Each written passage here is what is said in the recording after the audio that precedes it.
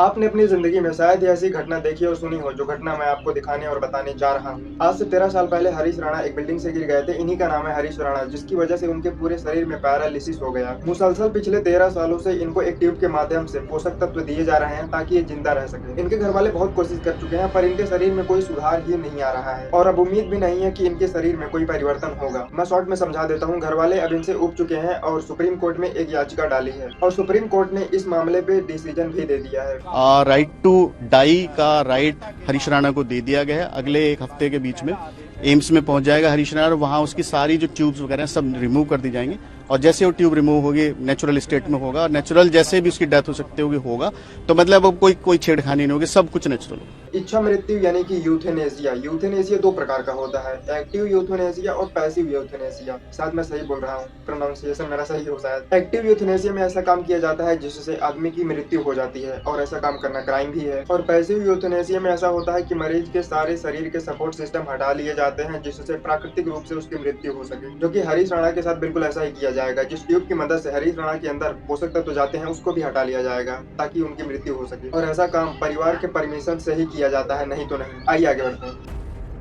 मैं बहुत ही दावे के साथ कह सकता हूँ कि आपने ऐसी घटना अपनी जिंदगी में कभी ना देखी होगी, ना सुनी होगी, जो मैं आपको दिखाने और बताने जा रहा हूँ। इनका नाम है विनीता शुक्ला और डॉक्टर्स ने इनको ब्रेन डेड घोषित कर दिया था। यहाँ तक कि विनीता आंटी के घर में अंतिम संस्कार की भी तैयारी शुरू हो चुकी थी। डॉक्टर के सॉरी बोलने के बाद उनके घर वाले उनको एक एम्बुलेंस से एक हाईवे के द्वारा घर ला रहे थे और तभी एक गड्ढे की वजह से एम्बुलेंस में जोरदार झटका लगा, जिसका प्रभाव विनीता जी के ऊपर भी हुआ और विनीता आंटी फिर से नॉर्मल हो गई, एक गड्ढे के झटके की वजह से। किसी ने सही कहा है, होगा वही जो राम रचि राखा। ये लगभग 10 दिनों तक हॉस्पिटल में थी, पर इनके शरीर में कोई भी परिवर्तन नहीं हुआ, पर एक गड्ढे की वजह से, एक झटके की वजह से इनकी पूरी जिंदगी बदल गई। आइए आगे देखते हैं।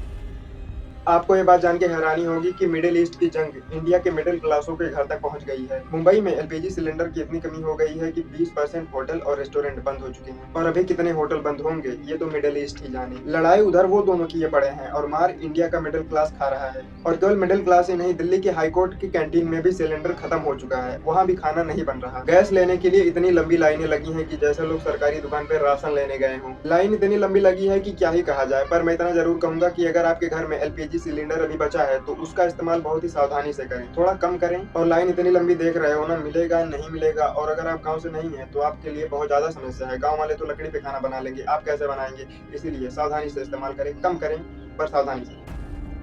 इनका नाम है कीर्ति आजाद। अब तुम कंफ्यूज मत होना कि कीर्ति बोल के ये किसका फोटो दिखा रहे हो। इनका फोटो इसलिए दिखा रहे हैं क्योंकि इन्हीं का नाम है कीर्ति आजाद और इनका ये कहना है कि इंडिया ने ये जो ट्रॉफी जीती है, इसको मंदिर में ले जाके जो ब्लेसिंग्स ली, जो आशीर्वाद लिया, वो बहुत गलत किया। इस ट्रॉफी को मस्जिद, चर्च और गुरुद्वारे भी ले जाना चाहिए था। ये फॉर्मर क्रिकेटर और पॉलिटिशियन भी है। ये बोल रहे थे कि जब हम लोगों ने जीता था तो हम लोगों ने ऐसा किया था, वैसा किया था।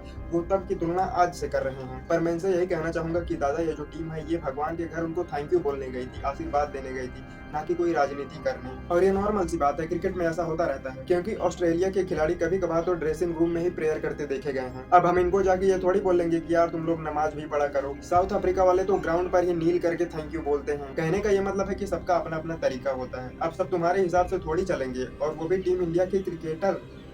कीर्ति जी समझ जाइए।